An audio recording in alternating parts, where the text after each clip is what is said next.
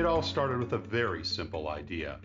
Tell the stories of how successful middle market CEOs made it to the corner office. I'm Brant Handley, founder and managing director of Resource Options International, or ROI. We're the USA's premier executive search firm focused exclusively on empowering middle market companies to attract, hire, and retain A players while transforming top executives' careers and lives. ROI's Into the Corner office is dedicated to discovering how middle market CEOs advance their career, and we're making these remarkable and sometimes quite unbelievable stories available to you for the very first time. Listen and learn about the challenges they've overcome, the interesting people they've met along the way, and the lessons learned that steered these executives' unique journey into a middle market corner office of their own. I know you enjoy these CEO stories as much as I've enjoyed recording them. So thank you for listening today. And if you like what you've heard, rate us on iTunes or wherever you get your podcasts. I'm looking forward to you joining me on the next great middle market CEO adventure into the corner office.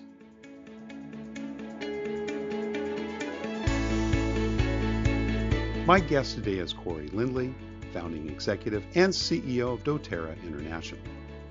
For over 3 decades, Corey has been engaged in the global world of direct selling.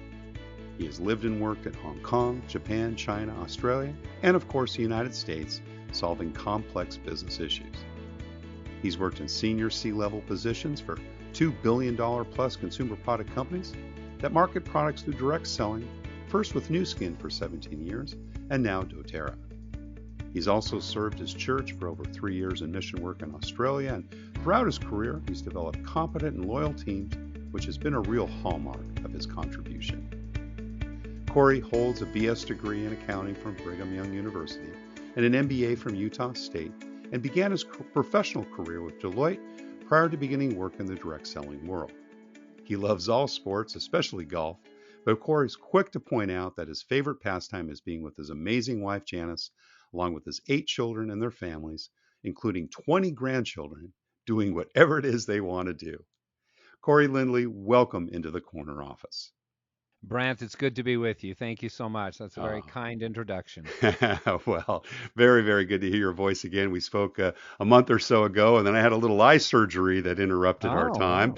wow. But things are going well on that. I'm getting my cataracts out. So I got to tell you, Okay. anybody out there that listens that's afraid of doing it, believe me, it's a game changer. I get my second one out tomorrow, but I hope you've been well over the last few weeks. And gosh, as we kind of emerge from the pandemic now, I guess it's getting further in the in the rear view mirror, right? Are you It, feeling that in your business as well? yeah, it certainly is. It's been over in my mind for 2 years, but it's hard to get it completely out of our It society, is. It isn't it? is. Yeah. It's changed us so much, but we'll get to that. And I'm curious on as to how that's impacted the direct selling business. You've spent so many years in it. Of course, we'll talk about doTERRA and the exciting things you're doing there. But we always like to kind of start at the beginning and talk a little bit about the early years. Tell us where you grew up and what your early family life was like. Sure. Thank you. Yeah, I grew up in northern Utah in a small farming community.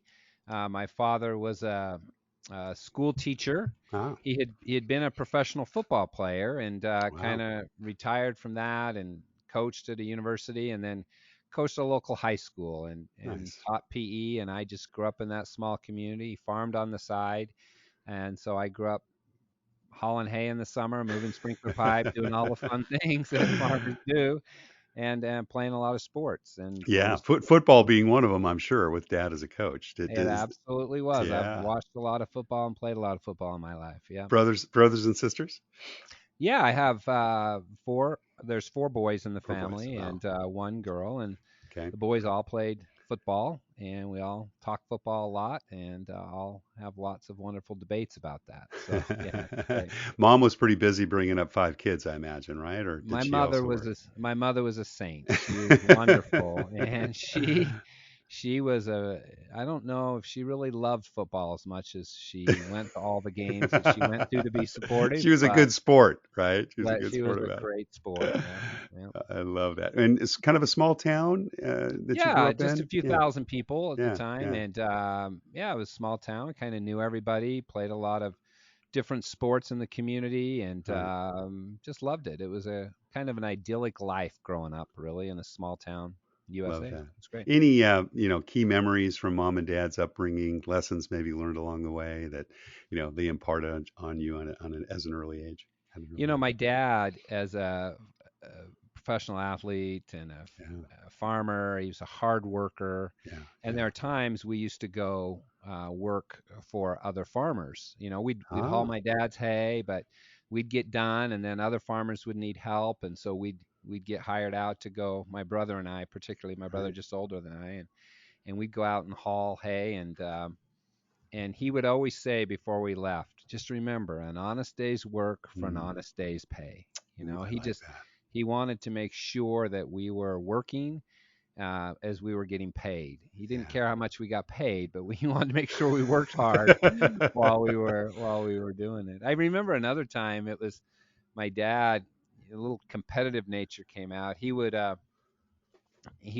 drive the truck and side elevator. My brother and I were loading hay bales, and he kept wanting to set a record for the fastest loading hay bales. We 170 bells on that truck, and my brother and I are like, "No more records, just slow down." Very competitive, he sounds like, Yeah, huh? he was like, "No, we can do it. 13 minutes, we can load this thing." I'm I like, love "No, that. slow down, it's hot." I love Anyway, it was a great experience. that. What about school? You a good student? I did. School came quite easily for Yeah, me. I had a great yeah. high school and was able to get a scholarship to go to Ah, university. And got it. I graduated valedictorian, but we had Wow. about 500 in our graduating class, Oh, and it's a I big class. I Yeah, loved yeah, school. It was great, right. and yeah, I had a great experience. Well, other than sports, what other kind of activities are you involved in? Music, theater, politics, anything like that? Is there anything other than sports when you're a kid? That's a I, good question. I suppose when you grow up with a coach and a former pro, Yeah, football player, it's that hard to was our think life. of Although us. I will say this, my mother wanted us to get some culture, Yeah. and her mother, so my grandmother, was a piano teacher. Oh, And so I took piano lessons for 5 years, wow. Wow. and I think I finished in grade two of the 5 years. I Wow. was in book two. I didn't progress really fast. I didn't spend as much time practicing the piano as I did playing football, but That would have been a hard sport. Yeah, I can exactly. play a little bit of the piano, but not. I do appreciate the piano, and I have some daughters who are amazing pianists. But for Right. me, it was all about sports. All about sports. What about entrepreneurial things? Did you do any of that growing up? I mean, it You sounds know, like dad worked you pretty hard. we did. We didn't. I didn't really have a lot. My dad was a teacher, Yeah. and we worked there. I worked. Would always buy my own school clothes and buy my own things that we needed by working in the summer. Right. And Right. so it was really my brother and I, we would hire out and work on different people's farms, Mm, but we yeah. never started a business Right. other than being entrepreneurial and being workers.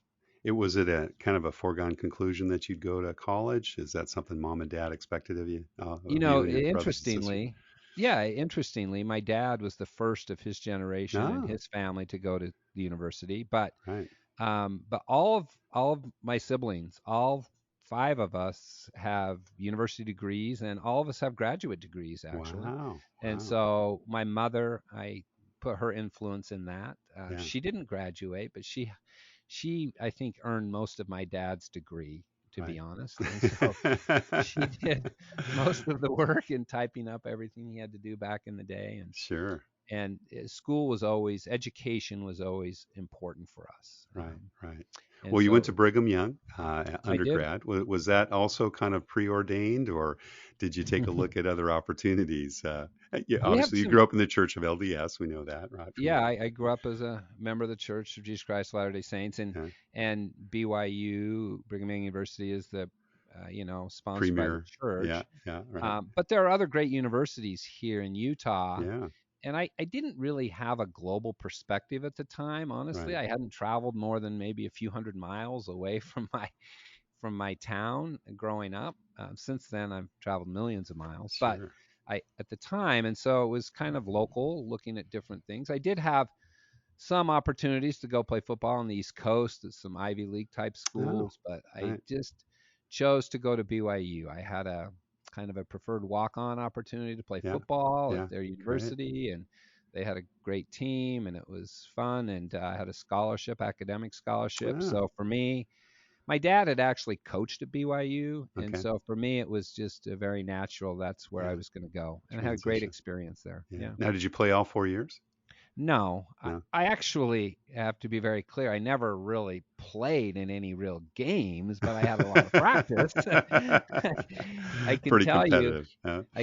I'll tell you a fun, my claim to fame in football. I was a defensive back on the scout team, and on national, so we had practiced that week against BYU was going to play the University of Georgia, Right. who was really good, had Herschel Walker on that team. Oh, yeah. Our quarterback was Steve Young, if you remember. But Oh, all week sure. in practice, Steve Young would throw passes against me as a defensive back. And then in the game, he threw several interceptions in the first half. I remember 3 or 4 interceptions. And at halftime, the announcer said, "Well, Steve will be okay, Steve Young." He said, "It's just not really fair because there's no way they can replicate the athleticism of Georgia in practice." And I thought, oh, great. I just got called out on Oh, national goodness. TV for not being good enough. Oh, Okay. gosh. Anyway, that Oh, was about as gosh. good as it got for me. Yeah. I was on the team for a couple of years, and Yeah. it was a great experience. Learned a Right. lot, Right. but didn't really ever play.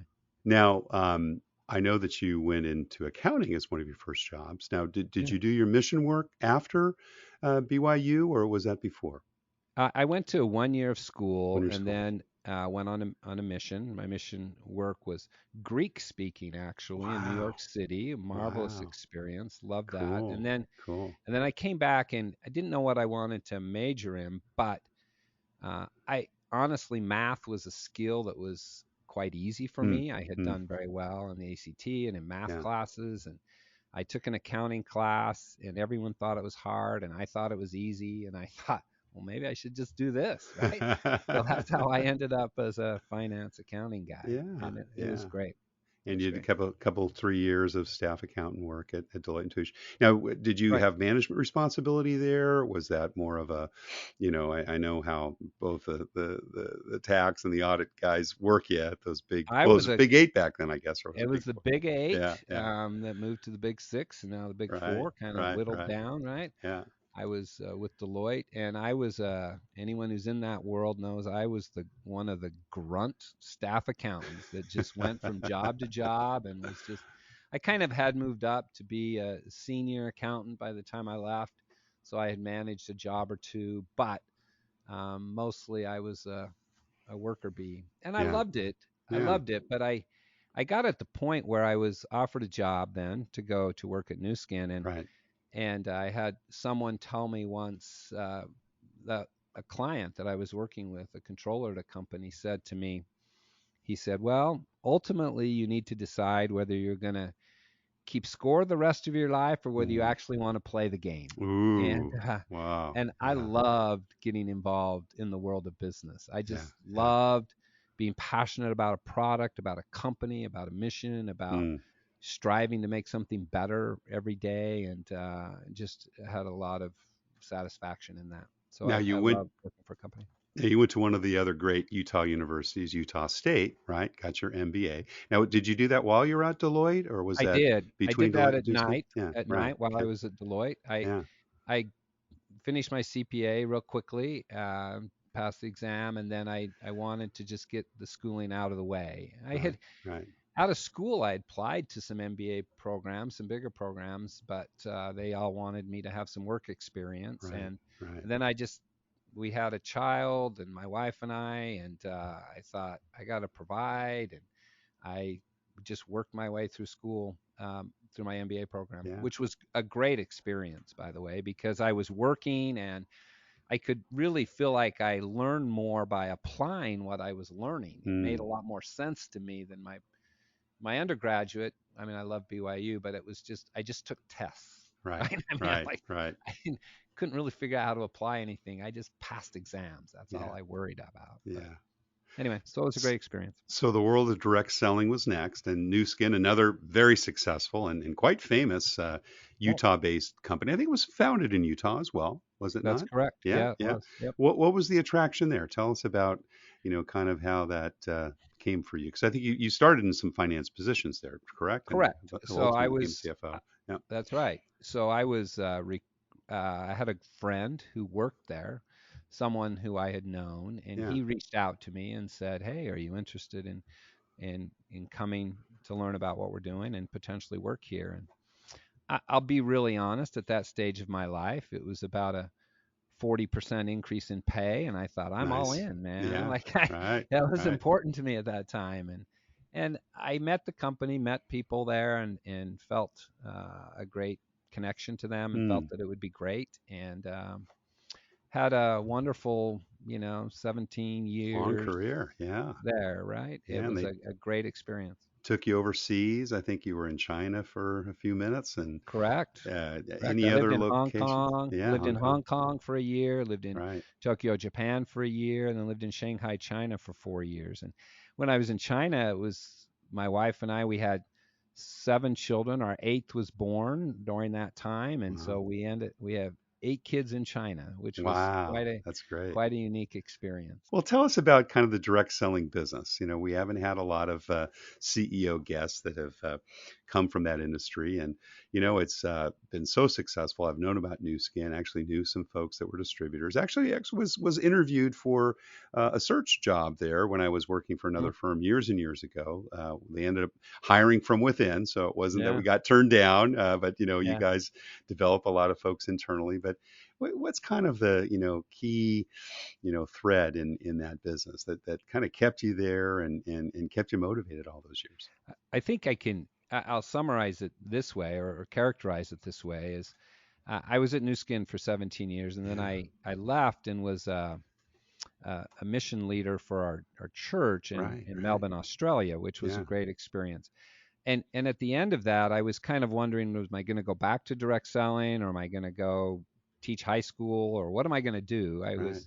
I'd been successful and I could retire, but at 46, I didn't feel like I wanted to just retire. And so Yeah.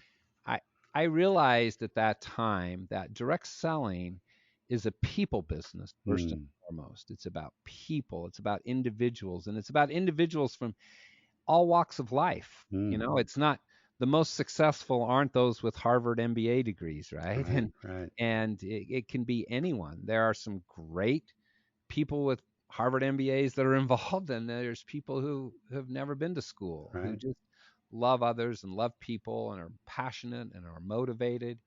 And if a company has a great product that is in demand in the world, that people love the product, and you can have a strong consumer base, then it can be a fabulous business and a Hmm. great opportunity for people to be able to make, supplemental income, or just join a culture, a community that they enjoy in terms of helping the world and getting together. And our world today kind of goes into what you mentioned at the first. This COVID time is a challenging Hmm. time. We all got isolated and separated and Right, put right. into our homes, but direct selling brings people together Yeah, in a yeah, beautiful way, and it has yeah. people connect, and Right. people care about each other, and it's one of the businesses where you want those people you bring into the business to be more successful than you were, right? Sure. And Right. so you're all about helping, empowering, and helping others, and it's wonderful. The majority of people just make supplemental income, a few $100s a month, which is wonderful and helps out in this world. It's a world where life can be tough, and a few $100s can make a big difference. Right. And Right. anyway, it's great. And the products are terrific too. When I was talking to the New Skin folks, it wasn't in the skincare area; it was in the vitamin area, and so it Sure. was a new developing area. I don't know what percentage of the business is there, but it was fast growing. It was fun, wonderful people involved, and products that really made a difference. And I think, for me anyway, that's what I've always seen in many of the direct selling. You have to have that real strong product. And I grew up in Procter and Gamble, and everybody always said, "Oh, that's a great marketing company." And if you came up from the inside and it happened to be in marketing, people would say, no, no, we're a great product development company. It just happens to Yeah. have a strong marketing arm, right? Yeah. Yeah. And you have to have that core. Did It's did the exactly right, Brant. Yeah, Let me yeah, characterize on that and yeah, talk about that for just a yeah. minute, because in direct selling, it relies upon someone educating someone else about a Right, product. It's not, right, these right. aren't products that Yeah, sit and what well year on a was that? store shelf and Right. just have a nice label and a great, image about it, you have to understand it. So they're products with often unique, differentiated ingredients.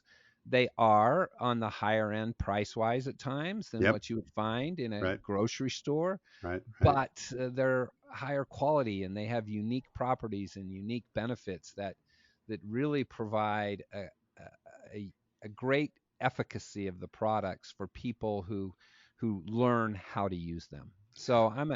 I'm a fan. It's a different way of marketing, Right. right? And Right. yeah, I've always said if you're a marketing professor, a great marketing professor would say, okay, develop a widget, guys. Think of a widget. Then for the rest of our class, let's find 5 ways we can market this, right? Right. And one Right. of those ways is direct selling, and it's Yeah. hugely successful all over the world.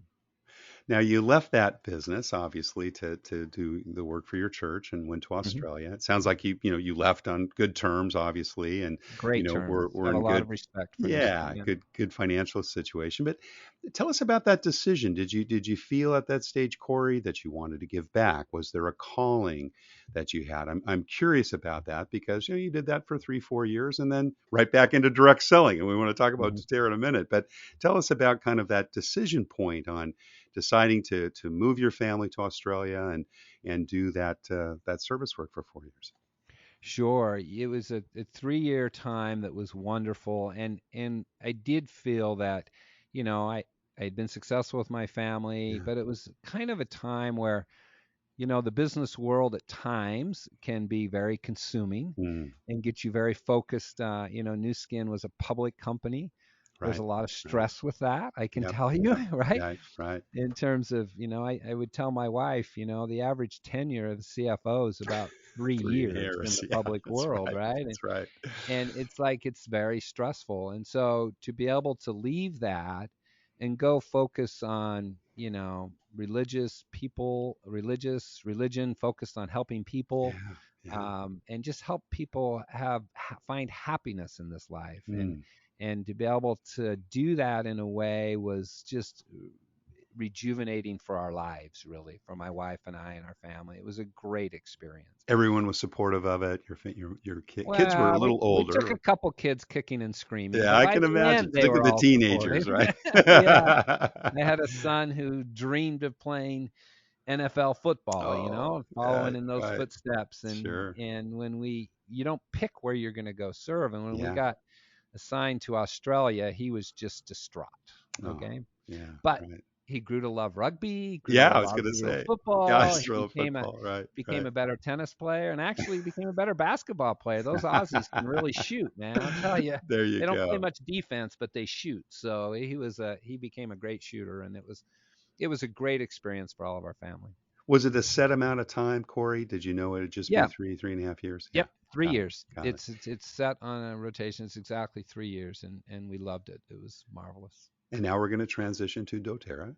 Okay. So you Yeah. you came back and you were one of the founding executives there. So was it some ex-Nu Skin folks? I remember you told me a little bit Yeah. about it. So So there were some. get the There's band back together again, kind of one of those things, or what? Yeah, there were. I have a very good friend, a colleague, Mark Wolford, who works here, one of the founding executives. Right. And when I was in Australia, he said, "You need to come and work with us. We're starting this company. It's so exciting." And they were just starting up. A couple of people. There are 7 of us, Mm, all with different skills and abilities, which is wonderful. yeah. We Yeah. all come together. We've stayed together through these 15 years now, but as we came together, we really focused on each other's strengths. And for me, it was just wanting to come and contribute and find a way to Mm. help. I'll be honest, I didn't have a vision that doTERRA would be as big as it's been. Ah, We sell okay. essential oils. I didn't know anything about essential Yeah. oils, Yeah.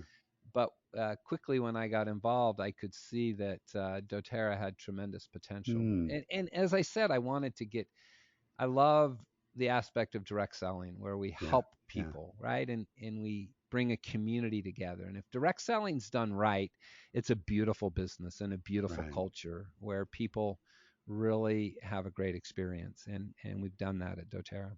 So So it's you been great. stepped in and kind of picked up those financial responsibilities, right? I Yeah, think you I were a started on the finance side, CFO, but right? Right. also a lot of international work and really kind of just business operations, overseeing really the back end behind everything that doTERRA was doing to supply all of our Yeah. salespeople around the world.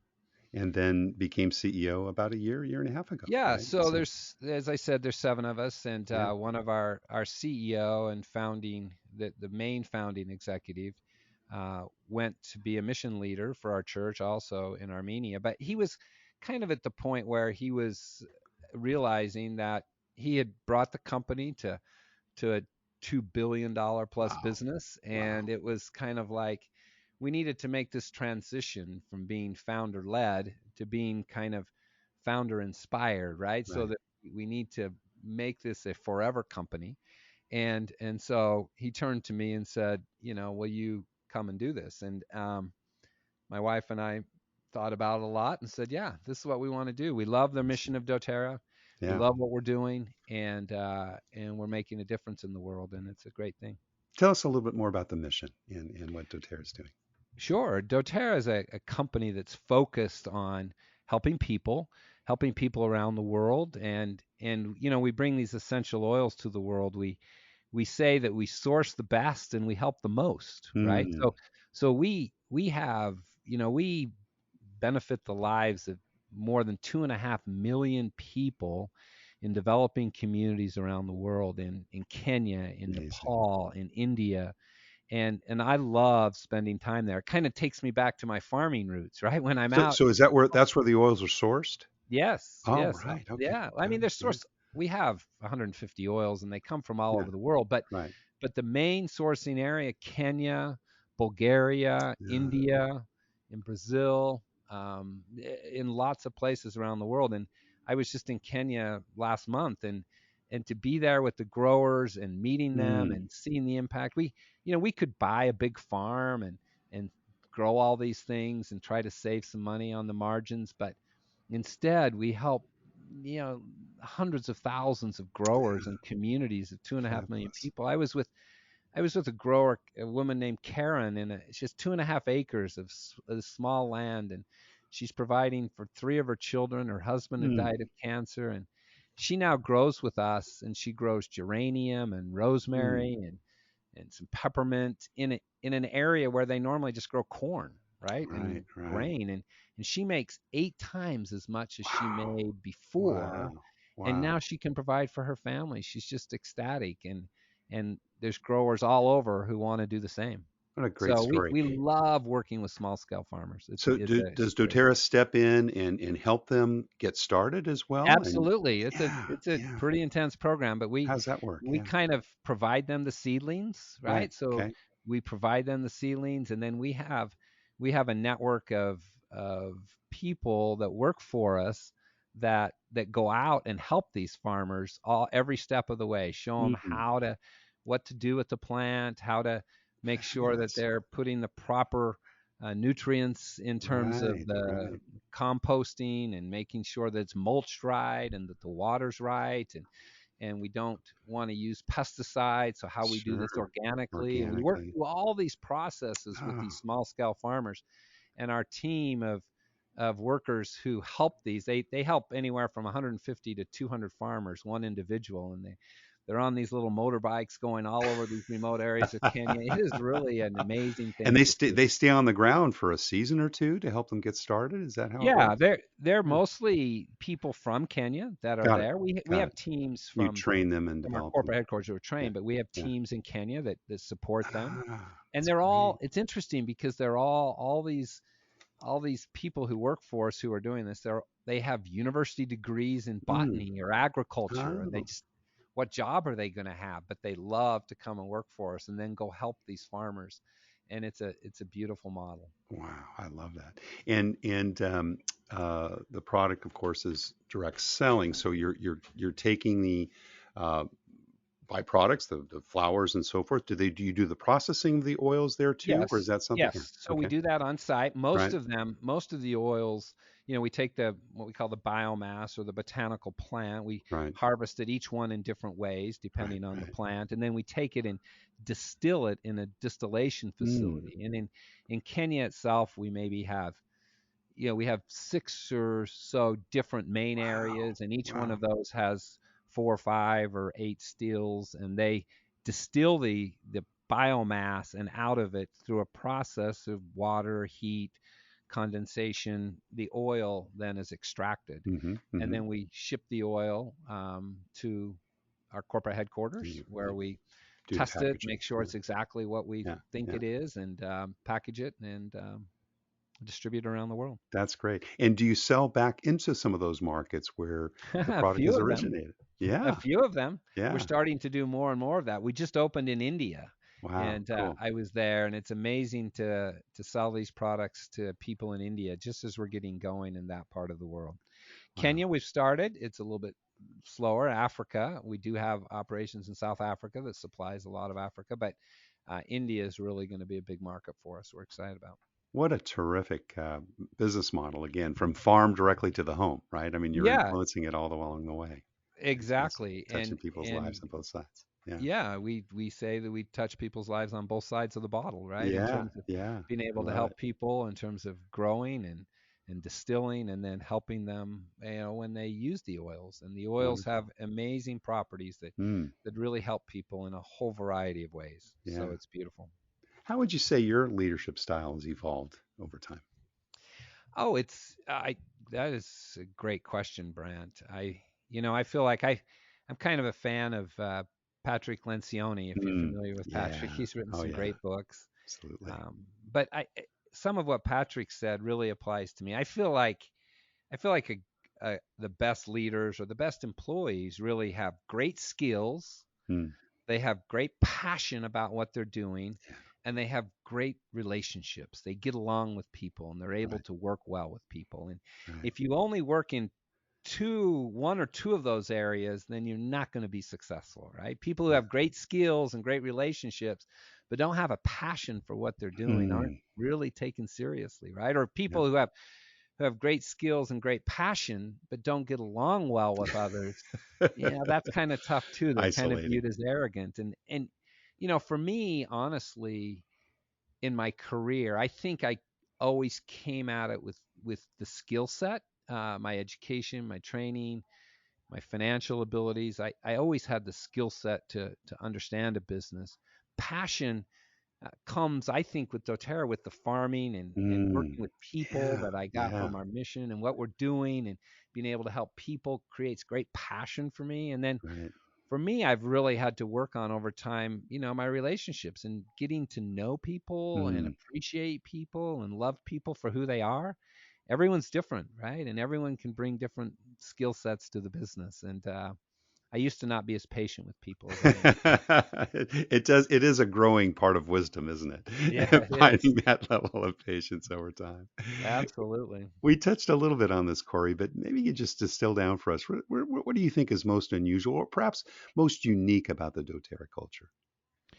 I think what's the key thing is that for us, it is really about helping people, Yeah. right? Yeah. And and for us, we say that, I know that direct selling at times gets a little bit of a bad rap Yeah. because Yeah. everyone wants to sell to someone, right? But for us, we try to help our people understand that it's not about selling anything to someone, it's about helping someone, Mm, listening to someone, what is their need, and just seeing if our products can help them, right? right. And I Right. can tell you, 99 times out of 100 or 99 and a half times out of 100, whether the person sells or whatever they do, they appreciate the benefit that they get from using Mm, products. And so yeah. Yeah. it's really about helping people, and it provides a great satisfaction to be able to help people in the process. And as we focus on helping others, then the business takes care of itself. Yeah. There's a lot of work to Yeah. do behind the scenes for us to Right. manage Right. through all that we're going through, but that is the easier part. Once people understand that we're here to help, and that's the key. Well, and that's very attractive. And in any kind of marketing situation, attraction always works better than promotion. Yeah. And I think those types of values are obviously something that is very attractive. How many employees now worldwide? We have about 4,400 Yeah. employees around the Wow. world, about a little over half of those in the United States. And then, about over 60% of our business today is global. So Right. we have big businesses in all over in Asia, South America, Europe, really all over the world. Do you guys think you ever go public, or do you like I hope keeping it in not. private hands? We're very committed to the Yeah, world in which we live being private, and yeah, we love that. Early on, actually, there was some when doTERRA, the original founders, when they needed, to secure some funding to get the business started, they went to some private equity types who right. said, "Okay, we'll loan you the money, but we want 51% of the Yeah, business." And they said, I don't think we want to do that. So yeah, they went all in themselves, and we're very committed to it. We try to operate internally with the discipline of a public company. That's what we're striving towards. But right. strategically, we like to make decisions that are best for the long term and Sure. not for what the results are going to be this quarter and next Yeah, quarter, yeah, and yeah. worry about what our stock price is every Right. day, because it's a Private crazy ownership gives world you out that there, and flexibility. Yeah, I've yeah. lived in that world, and I don't want to go back. I'll Yeah, tell yeah, you it that. kind of turns your stomach a bit. Yeah, I know Yeah. exactly what you mean. Yep. You've hired a lot of people, in your whole career, and you obviously have developed some interview techniques. And I'm sure, particularly now as CEO, people get fairly well vetted before they see you, right? hmm And typically you probably only see maybe one or two levels below you. But tell us about, what you look for in the people that you invest in and hire. I I think I can look at their resume and I can kind of tell what their skills are, right? I mean, I've Right, seen right. thousands of resumes in my life, Probably right? more than I have. Yeah. So you get pretty good at quickly looking at a resume and deciphering. And I like to try to figure out what people are passionate about. What Yeah, really yeah, drives them? What motivates them? Because the best employees are those that, they, of course, we have, our families are critically important. I want someone who, understands that. But I also want people who, at night or on the weekends are thinking about how can we do this a little bit better, right? yeah, And that it's not just a job for them, right? But it's a career. It's part of their life. And so I want people who can be passionate about what we're doing, about our yeah, mission. And yeah, you can usually sort that out in an interview yeah. by just seeing what they're passionate about. And Right. then I would also say that and this is going against everything that my kids and this younger generation go against, but it always makes me concerned when people job hop a little bit too much, because Yeah, I think, yeah, you want to build relationships and you want to work through challenges, and you need to be able to work through challenging situations. And so, there's reasons that people leave jobs, but I like to see a little bit of yeah. Continuity. longevity and a little Yeah, bit of yeah, passion. yeah. That means a Do you have lot. a favorite? Do you have a favorite interview question, Corey, that you use? Or Well, maybe a situation. I've had a few CEOs say that they like to take people out, for a meal and see how they treat wait staff. I always yeah, thought that's a good one.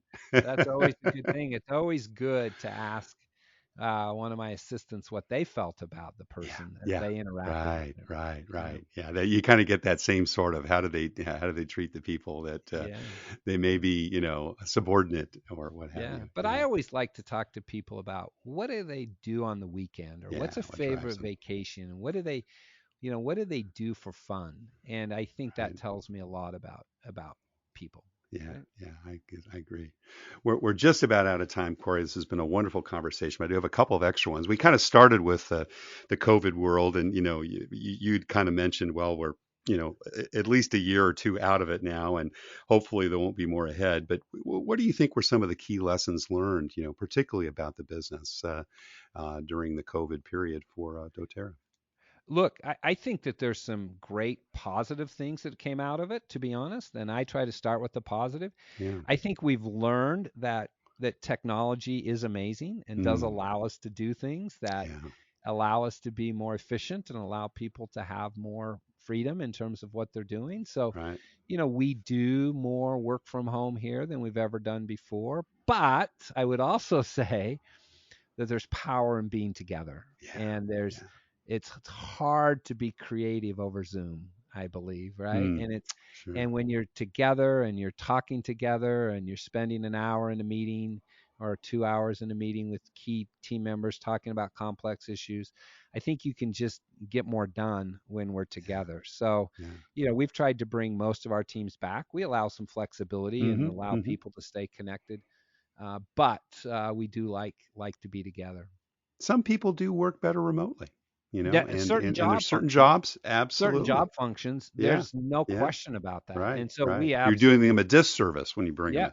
yeah, and we The company. absolutely accommodate that. But Yeah, it's yeah, hard for me. I want to be forward thinking, but it's hard for me to think if you choose that path, it's sometimes hard to really advance up to a higher senior levels of management yeah, because you got to be yeah. able to work That's with right. people. But Yeah, some yeah. people don't want to do that. That's true. That's And true. that's 100% okay. Yeah, And right. so we provide opportunities for work from home as well. Corey, our last question, we ask this of all our CEOs, and that's what kind of career and life advice would you give someone who maybe has their eye on their own corner office themselves someday? I think I think that the key is to be patient, but to be passionate, right? And to Mm, love what you do. And if you don't love what you do and you don't have a great passion to improve the world in some way with what you're doing, then you need to go find something you can be passionate about, right? yeah, And yeah, when you have great passion and if you need to beef up your skills, but the other point is just to be patient, right? right, I, I right. never I never wanted to be the CEO, to be honest. I was happy just being a team player, right? And contributing. It was much easier to say, "Oh yeah, here's what I think we should do," right? Right. Than to say, "No, here's what we're going to do." Mm, That's a different perspective.